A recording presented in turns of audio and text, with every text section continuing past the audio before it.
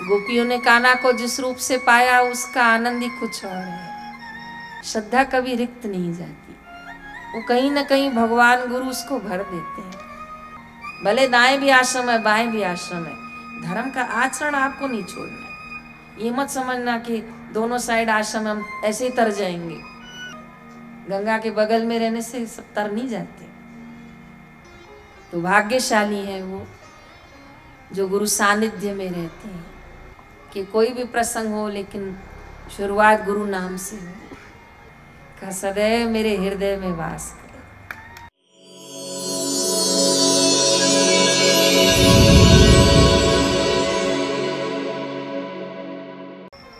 भगवान कृष्ण भी कहते हैं कि गोपियों ने कान्हा को भाव रूप से पाया। गोपियों ने कान्हा को जिस रूप से पाया उसका आनंद ही कुछ और है, क्योंकि श्रद्धा थी। कहते गांव में काका रहते थे, बहुत गरीब थे, इसलिए रोजी रोटी ही फल बेच के करते थे।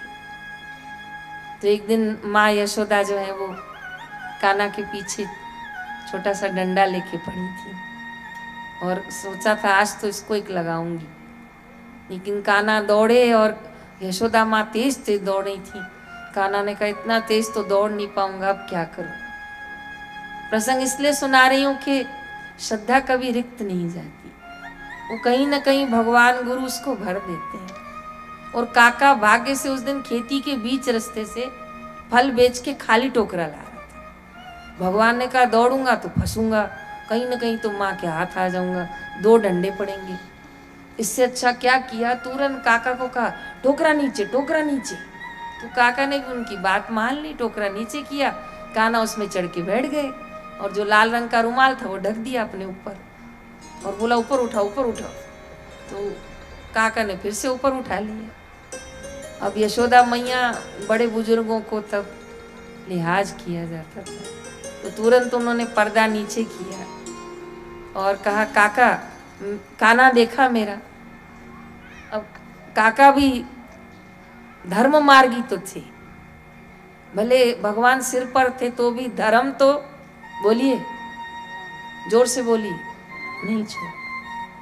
भले दाएं भी आश्रम है बाएं भी आश्रम है, धर्म का आचरण आपको नहीं छोड़ना है। ये मत समझना कि दोनों साइड आश्रम हम ऐसे ही तर जाएंगे। आचरण तो आपको अपना शुद्ध रखना है। काका के सिर पे भगवान थे तो भी माँ ने पूछा कान्हा देखा। अब बहुत बुरे फंसे, अगर हाँ तो पीटेंगे, ना तो झूठ। जयराम जी की पीछे वालों को बोलना पड़े। धर्म का मार्ग छोड़ना चाहे किसी भी संस्था के बगल में क्यों ना रहो, गंगा के बगल में रहने से सब तर नहीं जाते। ये सोच के चलेगा, आचरण हमारा होना चाहिए।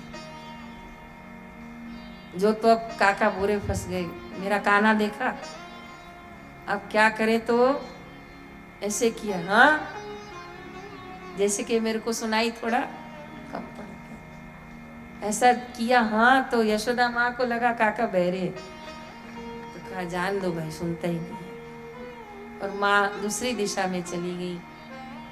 अब चली तो गई सरकर ऐसे, लेकिन कान्हा ने अब काका को बोला अब मुझे नीचे उतारो, मैंने नीचे आउच है। काका बोला काहे का नीचे, बैठा रहे ऊपर, अब नहीं उतारूंगा नीचे। तो कहा क्यों, कहा दुनिया जिनके चरणों में बैठती है आज वो मेरे सिर पे बैठा है, बड़ी मुश्किल से तो चढ़ा, अब न उतारूं बैठा रहे। कहा ये अजीब मुसीबत है, मैं तो मुसीबत में तेरे सिर पे चढ़ा, बाहर उतरने तो नहीं दूंगा, बैठे रहो।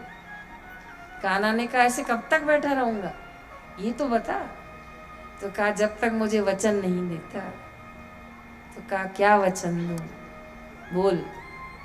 कान्हा ने कपड़ा हटाया, घुटनों के बल टोकरे में बैठ के उसके मुंह से मुंह रखा, बोले क्या वचन चाहिए। कहा सदैव मेरे हृदय में वास करे। बोलो सदैव मेरे हृदय में। भगवान कृष्ण ने कहा मैं सदैव तेरे हृदय में श्रद्धा रूप से वास करूंगा, मैं सदैव तेरे हृदय में भक्ति रूप से वास करूंगा। तो आप ये न सोचना कि यही भगवान के स्वरूप होते हैं। श्रद्धा और विश्वास, भक्ति, ये भगवान के स्वरूप है। तो भाग्यशाली है वो जो गुरु सानिध्य में रहते हैं। भाग्यशाली है वो जो अपने जीवन का प्रसंग गुरु धाम पे जाके मनाते हैं। दिल से धन्यवाद कर रही हूँ कि कोई भी प्रसंग हो, लेकिन शुरुआत गुरु नाम से हो, शुरुआत भगवान नाम से हो, कीर्तन से हो, श्री आशा रामायण जी के पाठ से हो, गुरु गीता से हो, भगवत गीता से हो, भागवत से हो, नाम संकीर्तन से हो। ऐसी मंगलमय शुरुआत सबके जीवन में।